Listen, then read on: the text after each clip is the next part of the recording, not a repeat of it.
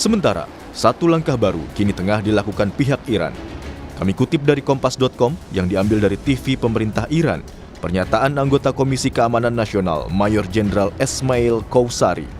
Qowsari menyatakan, parlemen telah mencapai kesimpulan bahwa Selat Hormuz harus ditutup, meski keputusan akhir berada di tangan Dewan Keamanan Nasional tertinggi Iran. Selat Hormuz merupakan salah satu jalur perdagangan minyak mentah utama di dunia, yakni bisa mencapai 20-30% pasokan minyak dunia. Jalur ini juga menentukan kelancaran distribusi dari 20% gas alam cair dunia. Jika penutupan benar-benar dilakukan, maka harga minyak dunia diproyeksikan meroket. Anda menyaksikan Kompas Bisnis bersama saya Brema Ratenaya, saudara. Gencatan senjata di Iran yang diumumkan oleh Presiden Amerika Serikat langsung diikuti oleh turunnya harga minyak mentah dunia. Sebelumnya Iran mengancam melumpuhkan Selat Hormuz sebagai jalur distribusi laut minyak dunia. Apa strategisnya Iran dan Selat Hormuz bagi Indonesia? Berikut ulasannya.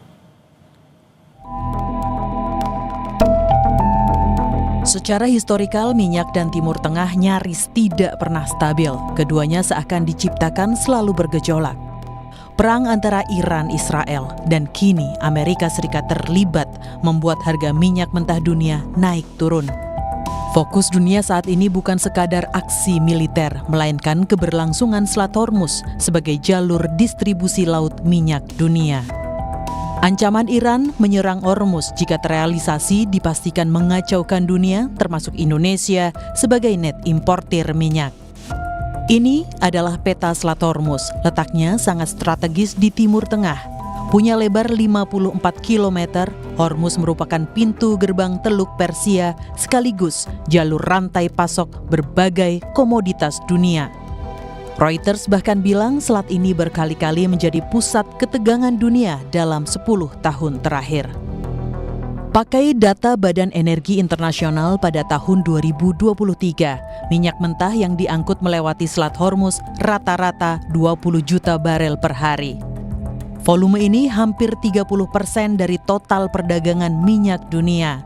Sekitar 70% minyak mentah itu ditujukan ke negara-negara di Asia seperti Tiongkok, India, dan Jepang yang merupakan pembeli terbesarnya. Hormuz juga merupakan jalur ekspor bagi 20% gas alam cair dunia. Indonesia sebagai net importir minyak lewat Pertamina juga sudah mengantisipasi jika Selat Hormuz diganggu perang. Beberapa jalur alternatif akan ditempuh sebagai antisipasi. Ya, jadi terkait dengan situasi konflik di Timur Tengah yang mulai memanas, Pertamina sendiri sudah melakukan monitoring dan kami meningkatkan pengawasan terhadap pergerakan kapal-kapal tanker kami, khususnya yang memasok minyak mentah dari Timur Tengah dan sekitarnya ke wilayah Indonesia.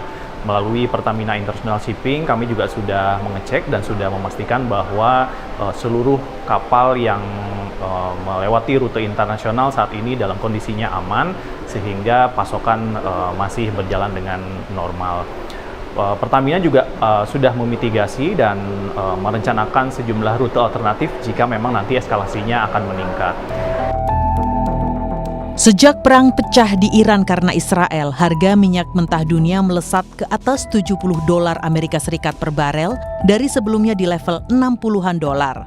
23 Juni 2025, harga minyak sedikit melandai karena Presiden Amerika Serikat Donald Trump mengumumkan gencatan senjata setelah pangkalan militer Amerika di Qatar diserang Iran. Minyak yang langsung landai setelah pernyataan Trump juga membuktikan pergerakan harga komoditas ini tidak hanya dipengaruhi oleh stok dan permintaan, melainkan oleh persepsi. Inilah yang harus diwaspadai Indonesia. Beruntungnya harga minyak dunia jenis Brent yang jadi acuan Indonesia belum melebihi asumsi APBN di level $82 Amerika Serikat. Tahun lalu minyak mentah Indonesia atau ICP bergerak di level $70, sedangkan Mei 2025 di level $62 Amerika Serikat per barel. Menteri Keuangan Sri Mulyani bilang perang wilayah strategis minyak memperparah tekanan ekonomi Indonesia yang juga sedang kerepotan menghadapi tarif Trump.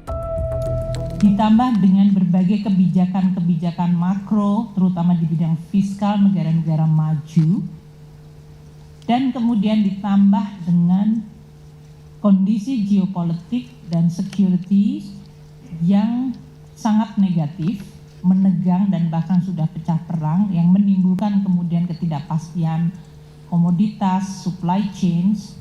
Ini semuanya menghasilkan dua risiko yang immediate.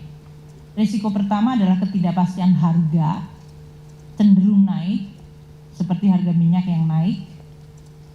Namun di sisi lain, dari sisi perekonomian global akan cenderung melemah. Jadi kombinasi kenaikan harga-harga karena disrupsi geopolitik dan security itu menyebabkan tekanan harga, berarti inflasi naik, namun dikombinasikan dengan ketidakpastian yang menyebabkan ekonomi global melemah. Itu kombinasi yang harus kita waspadai karena tidak baik. Perlemahan ekonomi membuat dampak yang buruk, kenaikan inflasi dan kemudian menimbulkan kenaikan yield, apakah karena adanya geopolitik atau karena adanya fiscal policy. Kedua hal ini menyebabkan dampak kepada seluruh dunia termasuk Indonesia. Ini akan juga menggerakkan nilai tukar dan juga suku bunga global. Sebagai informasi, salah satu kilang terbesar di Indonesia yaitu Cilacap masih sangat bergantung impor atau suplai minyak mentah jangka panjang dari Saudi Aramco. Jika Selat Hormuz tutup, akses atau rantai pasok akan terganggu. Di satu sisi, kenaikan harga minyak setiap $1 Amerika Serikat juga membebani APBN sampai 10 triliun rupiah. Diah Megasari Anjaya, Tim Liputan, Kompas TV.